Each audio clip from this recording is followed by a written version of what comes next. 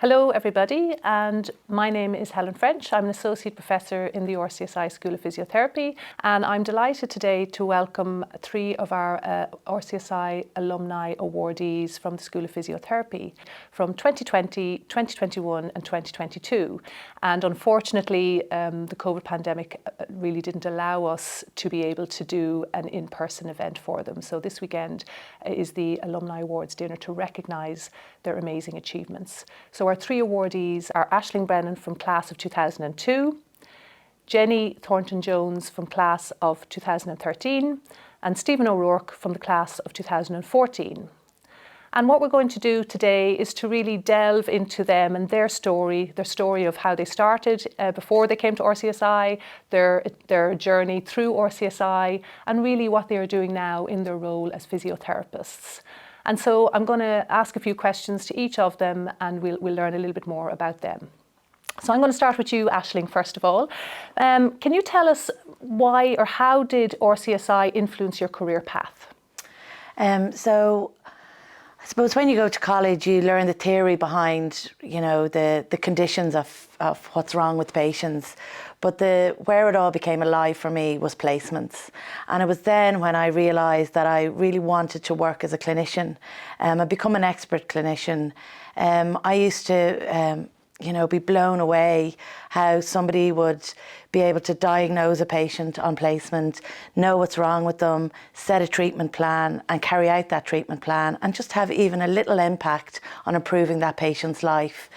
I suppose over my career I've had opportunities to go into academia or go into management, but I always strived to be an expert clinician, and I think that really came from my clinical placements here at RCSI. We did lots of placements, they were 5 or 6 weeks, and over those placements you really learn about patients, learn to build that relationship between patients, and I suppose that's where I knew from that early age that that's where I wanted to go. That's great. Yeah, it's great to hear the importance of placements. Yeah. And Jenny, I'm going to ask the same question to you. Yeah, so I think for me and sort of the specialty areas I work in now, in women's health and in oncology, I didn't really know very much about those when I first went into physio. I think from a lot of people's perspective, sometimes they go in thinking, the main ones we think about like sports, and that was what I thought I was going to do. And then just, I think, getting exposed to that through RCSI and then also being able to do my last placement in women's health just really cemented my love for the area. And I just kind of knew like, this is definitely like the clinician that I need to be. This is what I really, really care about. So I think that getting that opportunity through placements to have some of that even specialty exposure was really important for me. Great, that's great. And then finally, Stephen, what about you? What influenced in RCSI your career path? Yeah, I think it was the kind of space, because I came back as a mature student, the space to kind of bridge the gap between theory and then the placements, and kind of grow in terms of being able to work on your confidence around kind of discussing at MDTs, discussing, your ability to diagnose and assess and what you thought the treatment plan would best be. And I think it's that bit of kind of clinical confidence that it sowed the seeds of that for me to kind of go on then when I was a staff grade in the hospital to kind of build on that and always be looking back and kind of examining your own practice and teamwork and all of those kind of key skills for like being a kind of a good team player as a physio, as a part of either a small or a large department. Those were kind of the foundational moments, I think. Yeah, great, and really important, and you can see the value of the clinical placements for sure from what you're telling us. So Aisling, I'm going to go back to you and I'm going to ask you about what does it feel like to have this award and to be honoured by RCSI in this way? What does it mean for you? Obviously, it's a huge honour. RCSI is a world-renowned university. I think sometimes in life we trudge through our patients. We're all about our waiting list and we live in the there and now. And I think, I received the award 18 years after graduating from here. And it was just a really nice time to pause and look back on what you've achieved through your career and be acknowledged by, I suppose, where it all began. And I suppose it was promoted at the time. It was lovely going into work and some of the consultants saying, oh, I saw you on the website, or I got a notification. Because I don't think sometimes we tell people. So I think that was quite nice. And I suppose family and friends were also really proud. And, you know, sometimes I think, as I said, we trudge to our work, we live in the you know, monotony of seeing patients and just pausing and looking back on all you've achieved. The timing was also quite nice. I was on maternity leave, so I was mid nappies and feeding, and it was just, I was going back to work a month later when I got the phone call. And I think it can be quite daunting going back to work after maternity leave, and just getting the phone call just gave me a little bit of a boost to say, right, this is your identity, not just as a mammy, you're going back to work. And it gave me that boost going back to work. So the timing was really nice for me to achieve it. So I'm very grateful and honoured, I suppose. And it's lovely, the words that, you know, Professor Guyton and you and, you know, Mary Boyd and Francis, just somebody to say, we're really proud of you as been here, and the work that you're doing. It's just sometimes nice to be acknowledged. Yeah, lovely, lovely. And of course then things all went pear-shaped in 2020 and we didn't get to celebrate it. Never got the award. So Jenny, what about you? What did it mean for you? Well, actually, I guess on that vein, I sort of, you know, my award was in 2022, so it was kind of came after there'd been this huge transition in how healthcare was being run because of COVID. And it was, I was very touched when I received it. Of course, it's such a great honor, and yeah, it was lovely to have previous classmates reach out to me because they had heard the news. And but I also think that it was just a hard few years, and still is, I think, for healthcare workers. And I think sometimes when you are in that daily in and outs of getting patients seen and trying to improve their access and trying to improve the systems that are serving them, sometimes that can feel a little bit thankless. It has to come from within, and that's fine. But then to hear it from someone else is just such an honor. It's really, really nice. And there must be something about maternity leave, because I actually got my maternity leave too. So there must be something very wonderful about these babies helping us in some way. Well, that may not apply to Stephen. I was just about to say, I got mine. No, I did not. I wish. So what did it mean for you, Stephen? Very much to echo what the lady said. It was just a nice boost. You know, I think in healthcare, most of your bonus is seeing good outcomes with your patients, or they come in and, you know, you might get a box of chocolates or a bottle of wine to say thank you for really helping them. But, you know, there's not a whole lot of other benefits, like external benefits. So it was just a nice boost to say, you know, keep going. What you've achieved to date is great. And it was in the middle of in the midst of COVID. I just lost kind of the job of my dreams, and I was moving home and trying to like reshape or pause and look at, okay, well, what's the next step? And then this came along, and it was like one of those kind of moments of, you know, I had, from the moment I left RCSI, I felt like I was kind of working hard and chasing something, and it was that moment to say, well, keep going. You've kind of done a good job so far. So yeah, it was great. Great. And actually what I'm hearing from all of you is that kind of peer recognition, others recognising, you know, we all know how amazing you are because we were involved in your education for a few years, and we've been following your career paths. So, but it's great to see that peer recognition as well, isn't it? So Aisling, I suppose it's nice for the audience to know a little bit about the person behind the awardee. So can you tell us a little bit just about, you know, where you're from, and I suppose how you got into physio? Why did you choose physio as a career? So I'm from Dublin, so just down the road. I played an awful lot of sport as a kid, and I would have come across people with injuries. I had a few injuries myself. I had an ACL reconstruction when I was 16, and I was amazed that the main person in my journey to getting me back was a physio. You know, the surgeon obviously fixed it, and I just was like thinking, this is amazing. Imagine being able to do that for even one person. So that always drove me to want to become a physiotherapist and just work with people. I'm quite a sociable person. Before I did physio, I went to Strawberry Hill. It's a college in the UK. and I did sports science and sports rehabilitation. So I knew it was nearly a great stepping stone for me coming to RCSI to study physio. I'm from a background, my parents are involved in medicine. You know, even as a child, we were brought to nursing homes where my dad worked. I always just loved working with people, and I suppose kindness and caring was always instilled in us growing up. And I think I always knew I wanted to go into the caring profession, and just physio was just the complete right fit for me. Great, that's fabulous. And it's lovely to hear that kind of what triggers somebody to come into the profession, because usually there is probably something kind of instrumental there.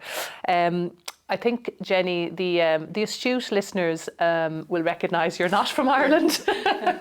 So what brought you to Ireland? Like, where did you grow up? What brought you to Ireland to come to do physiotherapy at RCSI? Yeah, so well, I'm originally from California, and I originally came to Ireland my third year in college in undergraduate. I was a mature student as well, just for a year abroad, and I went to Galway and just had a wonderful time, met amazing friends, and left thinking I was probably never going to see anyone again, but wound up getting an opportunity to work in research at Trinity. So I came back thinking, oh, I'll go back for a year. However, during that time, during my undergraduate, I'd been working in a physio clinic, and I was trying to kind of decide, like, which path am I going to go on. After working in research a couple of years, I thought, I really think I'm a clinician. So I looked into which schools, and I loved living in Ireland. So I knew I wanted to stay in Ireland for school. I knew I wanted to go back to physio. And I looked at which schools had a good rate of international students already, because I did want my education to be able to transfer back to the States easily if I wanted to move back. And so that led me to RCSI. And so after graduating, I did stay and work for about 4 years here before moving back to the States. So that's kind of how I initially came. Yeah, and it's kind of, it's lovely to have the international students. I think, certainly from me as an educator in the class, it was lovely to have students from different countries and hearing about healthcare systems and the experiences that were brought. So that's really, really lovely to hear that. Stephen, what about you? Where are you from? And same question, why physiotherapy? Yeah, I'm from Dublin, so I grew up in Tala, and then we moved to Blessington when I was kind of in my about 8 or 9. And I never thought about physiotherapy. Physiotherapy wasn't on my horizon at all. I, first of all, wanted to be a trumpet player because I played the trumpet in a marching band. And then I did a drama class when I was about 15, and then that was it. I wanted to be an actor. And I auditioned and I did the professional actor training program in Trinity. And I worked as an actor for maybe 7 or 8 years, mainly in theatre. And during my time in Trinity, they always kind of would tell me that I was a dancer, but I had never taken a dance class. I just kind of had this kind of natural facilitation for kind of movement and understanding how my own body moved. And then that led me down this kind of dance theatre, aerial circus kind of path. And I was kind of looking for my non-waiter job of what would I do when I'm not doing shows. And I thought, well, I love the body. I'd had a couple of injuries. I'd had a couple of physios who had really helped me get back on stage. And I thought physiotherapy, so I started kind of investigating it. And yeah, it was never supposed to be my full-time gig. And then I think after first year in RCSI, I just loved coming back as a mature student and just learning and just investigating how the body moved and kind of I had done movement studies in Trinity, so the idea of planes of movement and lab and from this kind of very much creative side of things, and now I was getting to like delve in underneath the skin and really look at that, and I just loved it. And I realized actually you're very much an apprentice when you leave. You're given these skills to be safe, but you learn on the job, and that if I really wanted to be a good physio, I kind of needed to commit to it. So it wasn't, I remember my interview of trying to like tell Francis and Marie, how this made sense in my mind. They were like, you did drama at Trinity and you're an actor, like why do you want to be a physio? And I was like, please take me.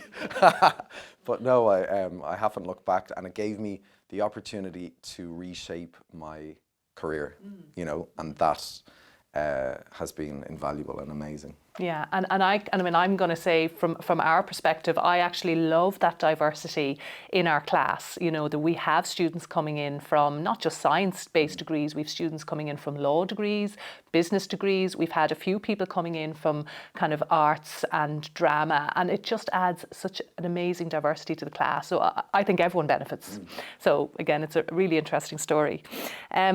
Aisling, I'm going to now go back to, I suppose, your day job now, and it's clear you are, you know, a clinician at heart, and, you know, everything is about giving the best care to patients. So can you tell us a little bit about your role now? You're a clinical specialist in Tala University Hospital, you're working in a musculoskeletal triage role, and you are that expert clinician that you aspired to be way back when. So tell us a little bit about that job and what it involves.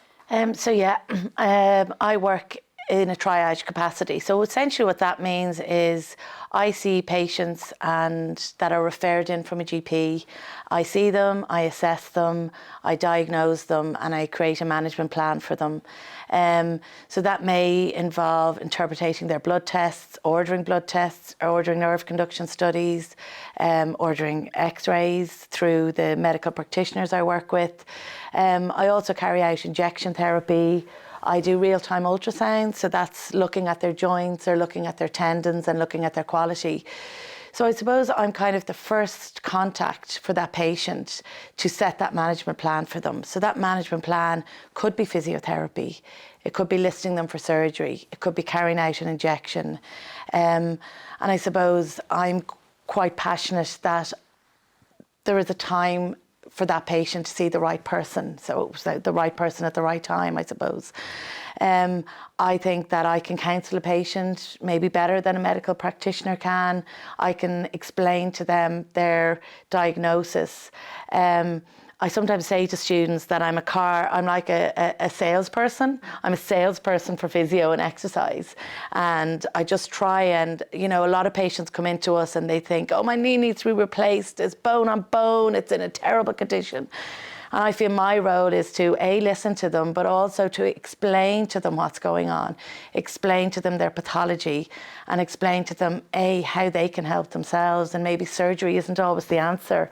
And telling them the evidence behind it, you know, so that patient is equipped to manage their condition long term, you know, and they hopefully will have those skills after seeing me, or I can refer them on to a health professional to further rehabilitate them with those kind of self-management tools. So I feel that physios are very well placed working in this capacity in both rheumatology and orthopaedics, and it's relatively new role here in Ireland. You know, they've only been rolled out nationally in the last 10 years.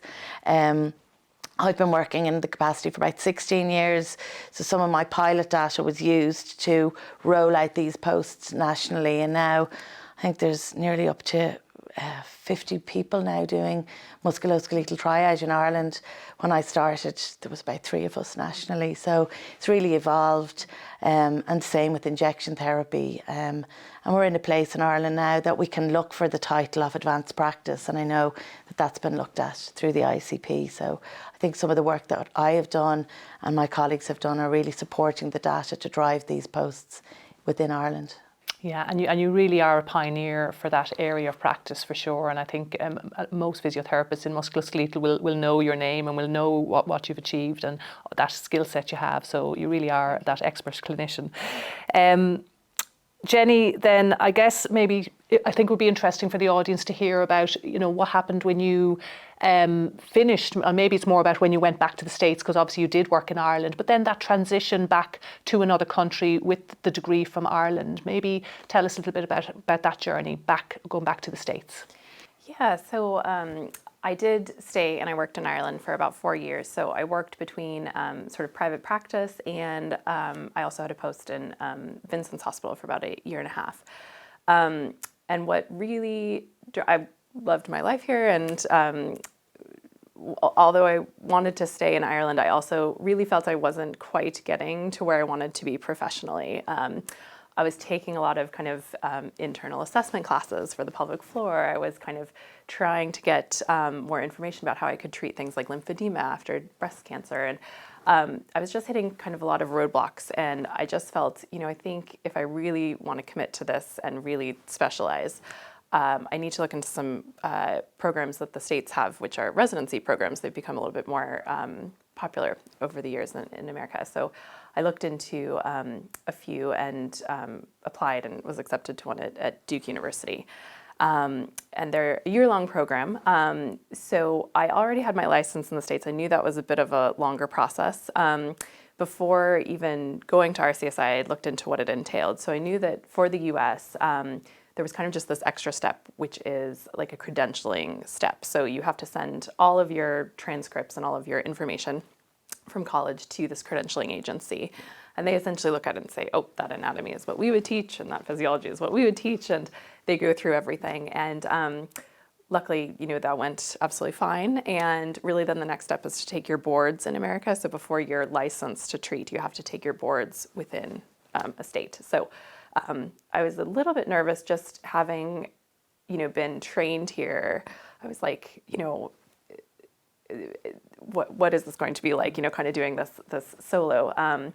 And there were previous alumni actually at RCSI that I was able to reach out to that worked in the States, and both of them had said, absolutely no problem taking your boards, you're going to be fine. And yeah, they were, the wind went without a hitch. So after I was licensed, I had that for a few years, but still hadn't made that decision, and then went back to do the residency program, which was really wonderful for me. I really felt like when I went back and was able to do that, it's post-professional learning. So you are working on your own, you have your own caseload, but then you also have this direct mentorship that helps you essentially become the specialist that you want to be. In the States, you take another board exam to become a specialist in that area. So it kind of prepares you the entire year for that exam, gives you the hours within that patient population. And yeah, I loved that experience so much and cared about it so much that I'm now actually one of the co-directors of our program at Duke. So I think that sort of ability to really find the thing that drives you and the patients that really speak to you and speak to your style as a physio, I think that's so important. So I really love helping other people kind of develop that as they're kind of on their career journey. Yeah, and that program just sounds so structured, even having that mentorship, and that's so important, isn't it? And it's lovely to hear now that you're kind of giving back to others who are kind of coming behind you. So, it sounds like a really, structured approach to getting to the point where you want to. And again, that expert clinician is coming across to me as you're talking, which is, of course, why you're all sitting here today. So, Stephen, you've kind of come full circle. You've told us about dance pre-physio, but then lo and behold, you ended up back in a dance world as a physio. Can you tell us a little bit about your role as a physio for Riverdance? Yeah, I suppose coming back to RCSI, I always thought I wanted to kind of marry the two worlds. So I subconsciously, I suppose, was putting it out into the universe that people had asked me, like, are you making sense of this? Like, you were an actor one day and now you want to be a physio. And I would always say to people, like, particularly my parents, I'll be the physio for Riverdance one day. Like that, this makes sense, And I think I just said it enough times that it kind of happened. Yeah, I manifested it in some way. But I think the difficulty in Ireland is that it's such a small country. We've got no big nationally fully funded dance company. Even Ballet Ireland, which will be one of our bigger dance companies, have a kind of a part-time physio that works really in an outpatient private practice setting where they just refer to the private practice. So I knew there was no kind of role for a full-time role necessarily. So when I was working in Beaumont, I was kind of trying to kind of shape a way in which I could try and find this dream job that I had. So I worked a bit with Dance Ireland to develop a kind of a conference-based learning platform, which was really just a sneaky way for me to get everybody who has any experience with dance medicine in Ireland into the one place that I could meet them and network, but also learn from them. So I developed that as a kind of a one-week program, which was kind of a learning platform for professional and recreational dancers. And then that developed the second year into a kind of a screening program where they offered free screenings for injury screens for dancers. And then I was sitting on my lunch in Beaumont in the canteen one day, and I had contacted Riverdance about working through their summer schools, kind of rolling out this injury screening program a little bit and working a bit on injury prevention and education. And they just said, look, we are looking for a physio to go to China on a 6-month tour, and are you up for it? And I went straight into the manager's office and said, you have to give me this time off, please. So thankfully they gave me a career break. They were really supportive. I'd also been doing some research around aerial dancers, and I went off to China, and it was amazing. Yeah, it was intense. I think in the 6 months I had 1 day off where I didn't need to get a plane or a train. And even on those travel days, you're dealing with personal health complaints, you're organising scans or doctors, and because you're moving from one place to the next, you are kind of trying to bring care from one city to another city. So if somebody's been reviewed, you're trying to get all their reports and scans and reviewed in the next place, and then also you're negotiating with who stays on tour and who needs to go home and who needs to be replaced, and so it was busy. But I loved it, and it's what brought me to, I didn't even know about Macau, and we had a 2-week residency in the Venetian Hotel in Macau, and across the road there was a show called The House of Dancing Water, and it turned out one of the previous Riverdance physios was a physio in that show, and I went to see that show and got a backstage tour, and it's a show with kind of 120 performers, a medical team of about 5 physios, and I said, okay, that's what I want to do. So I applied, and then about 4 months after coming back to Ireland, I moved to Macau. Okay, wow. I mean, you know, those jobs sound glamorous, but I think what I'm hearing is they are very hard work. Yeah. I mean, and you were also dealing with another country and trying to do all of this, your job, 24/7. Yeah. In a foreign country. So, as I said, I think that's kind of a good point to note. It sounds exciting and glamorous, but it looks it's very exciting. but You're seeing all hard. these wonderful places, and then you've got great plans to say, I'm going to go and see the Great Wall today, and then somebody, gets the mumps, and you're trying to isolate them in a hotel room from, somebody else, or there, and negotiating that with the production team, and then through another language, and so it can be stressful. Yeah, a lot of challenges, I'm sure. Okay, so Aisling, we're kind of into our final question I have for all of you. And this one really is, I suppose, hitting on some of the things you've already said, Aisling, is about this passion you have for a patient, getting that best care, that kind of right person, right place, right time approach. So, if you were to have a vision for what that healthcare would look like for people in Ireland, and again, maybe with your physiotherapy perspective and your triage perspective, what would that look like? I suppose, I think we were making very good inroads into improving the patient journey in Ireland, and then COVID hit, I was involved with drawing up the model of care and a business case for developing musculoskeletal services across Ireland. My vision is really access, and I think access is the problem within this country, and that's financially driven. I think, people should be able to self-refer to physiotherapy. That should be free, and I think there should be a very streamlined journey from that. So we have a few pathways, for instance, in Tala. So say if a patient goes to their GP with a hip and knee problem, we've advised our GPs refer directly to physiotherapy in the primary care setting. They see then the physio in the primary care setting within 6 weeks. So we have a KPI in that. If they fail that physiotherapy, they don't progress with that physio, they then can refer to me and I will guarantee I'll see them within 4 weeks. So we're trying to, slow that or reduce that length of time. Before we introduced this pathway, I'm embarrassed to say, patients will be waiting maybe a year to see the primary care physio. They'd then wait 18 months to see us, and then they'd go on a list for surgery. And, there's just so many bottlenecks for that patient. So I feel that we need to look at investing in musculoskeletal care in Ireland for everybody. We need to invest in primary care, physiotherapy. We need to invest in access for those patients to just streamline their care. A patient who is suffering with their knee or their back or whatever area for a prolonged period of time, develops huge amount of chronicity, develops huge disability, may have to give up their job, So, investing at early stages will actually save us money, and I'm quite passionate about that. I've written multiple business cases about it.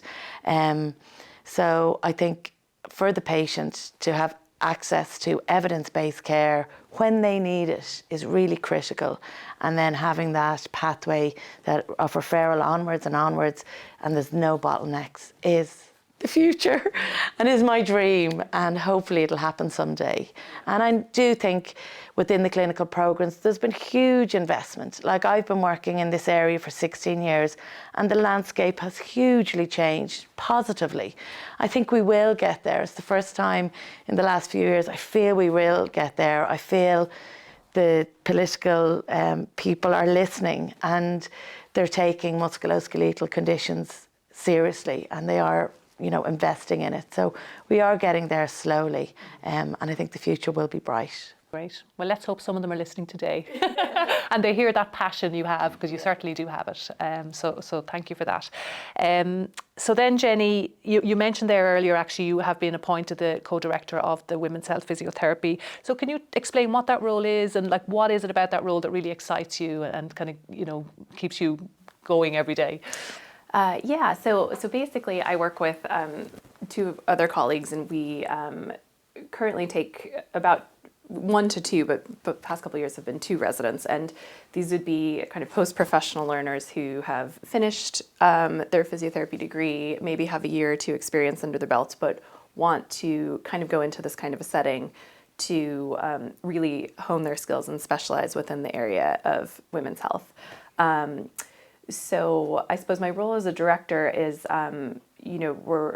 we just finished our interview process, so we just selected our new residents for next year. But to kind of help guide them along that year, they can really make that year whatever they want it to be. So we try to create lots of different opportunities in terms of observing with other members of the MDT and in different clinics within kind of the area of women's oncology, male pelvic oncology, OB, urogynecology, colorectal, and really kind of get those experiences. We also kind of build a bridge with Duke University for them to do some teaching to the DPT class, so that if teaching is one of their passions, they can kind of go into that.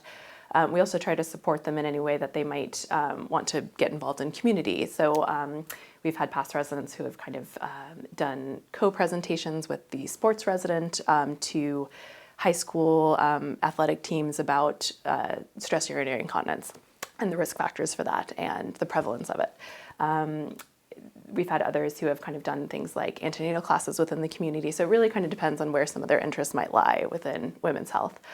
And then we actually also have, at Duke, we have kind of a site for the American Dance Festival that comes. So we do have that kind of female athlete bridge as well. And we have a couple dance specialists who kind of are dance medicine specialists that they get to kind of spend time with as well. So there's lots of different areas that they can kind of, within women's health, that they can kind of explore.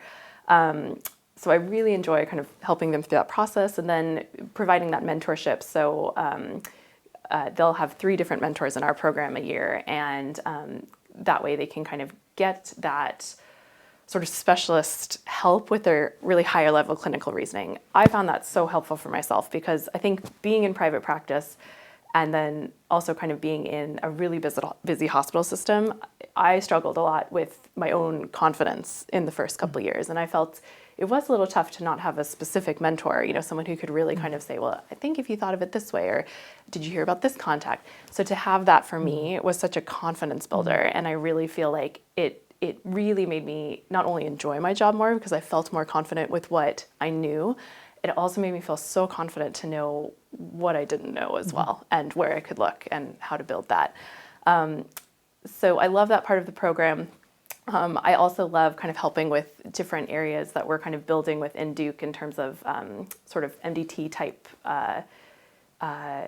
clinics that can kind of help our patients in different ways as well, and we get our residents to help with those. So I currently help with a sexual health clinic in our Women's Cancer Center. So it's myself, a licensed medical family therapist, and a nurse practitioner who treat women after breast and gynecological cancers with any sort of sexual health concerns that they have.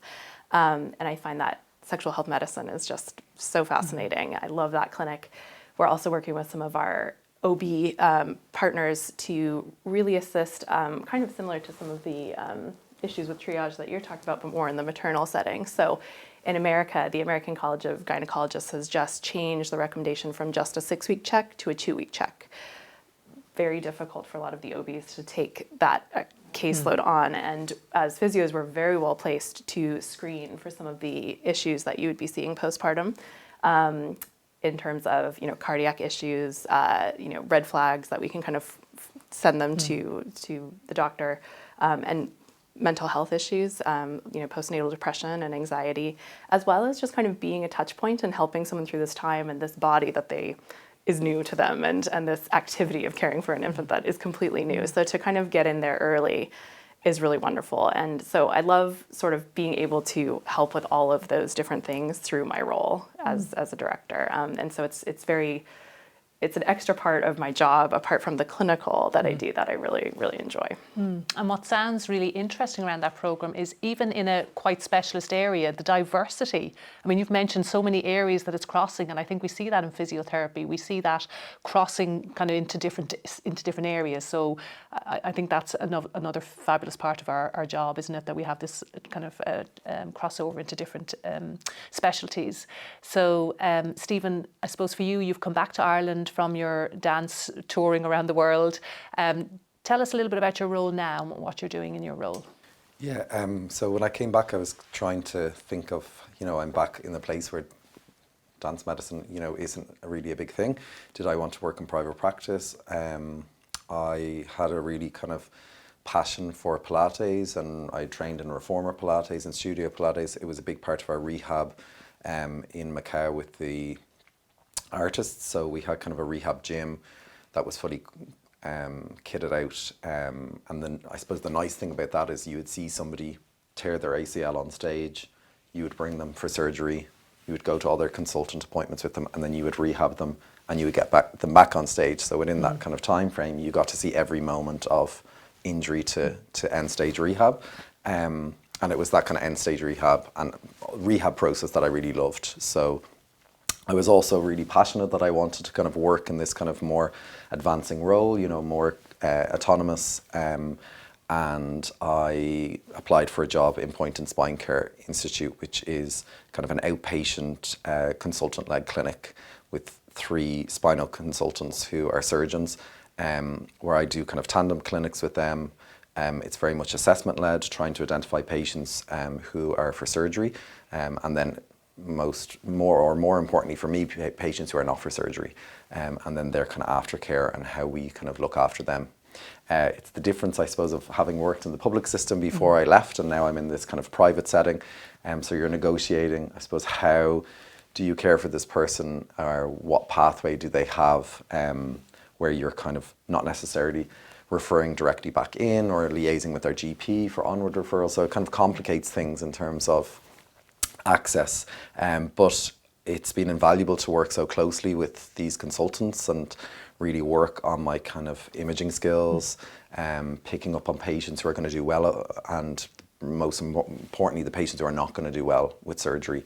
And lots of it is about kind of educating patients around, their quick fix, where they think, magically all of their back pain is going to be solved with this kind of surgery that's primarily for maybe their leg pain. And kind of setting up their expectations. So I feel it's very much a different role, but I still have that element of the post-operative rehab, but my assessment skills, or my kind of more advanced assessment skills, have really been honed since I got home. So it's adding to the colourful picture of my life. I'm so... This is your life. Yeah. No, I think the great thing about physio is that there's just so many different roles and facets, and you don't necessarily have to stay in the one area, and that's what makes you a better clinician, rather than being this kind of laser focused, that's, what I want to be, and you can kind of gather from so many different places, and it just opens up a whole possibility of change, and that's what's kind of excites me, Next year, God knows what I'll be doing.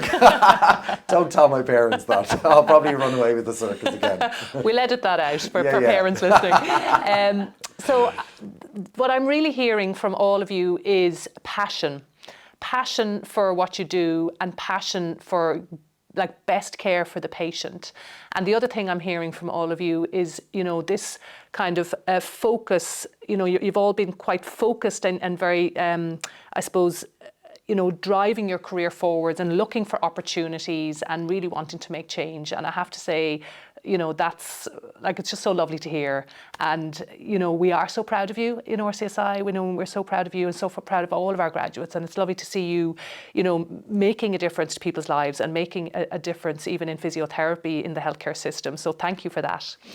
So thank you very much, everybody, for tuning in to this conversation with our 3 alumni awardees. We are very, very proud of them, and we're very proud of all of our graduates. And it's lovely to hear their story from how they've left RCSI and really been making a difference in healthcare and paving the way and really being pioneers in their areas. So we're looking forward to celebrating their success at the Alumni Awards weekend. So thank you very much, and goodbye.